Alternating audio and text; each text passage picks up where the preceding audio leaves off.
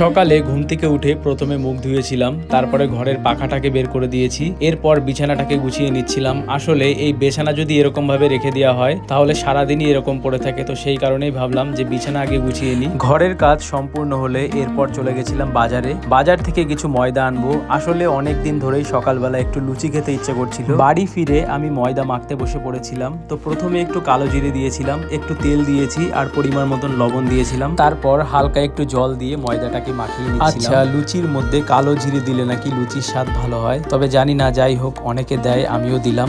এরপর পরিমাণ মতন তেল দিয়ে লুচিগুলো ভেজে নেওয়া হচ্ছিল। আচ্ছা, তোমরা আজকে সকালে কি খেলে অবশ্যই কমেন্টের মাধ্যমে জানিও। লুচি ভাজা সম্পূর্ণ হলে তারপরে আলুর তরকারি করা হচ্ছিল। আসলে লুচির সাথে আলুর তরকারি আমার বেশ ভালোই লাগে। তোমাদের আলুর তরকারির সাথে লুচি কিরকম লাগে আমাকে কমেন্টের মাধ্যমে জানিও। আর এখানে দেখো আমাদের রান্না প্রায় কমপ্লিট হয়ে গেছে। তারপরে আমি সকালের খাবারটা নিয়ে নিয়েছিলাম। আর ভিডিওটা যদি তোমাদের ভালো লেগে থাকে একটা লাইক করো, চ্যানেলে নতুন হলে চ্যানেলটিকে অবশ্যই সাবস্ক্রাইব করো।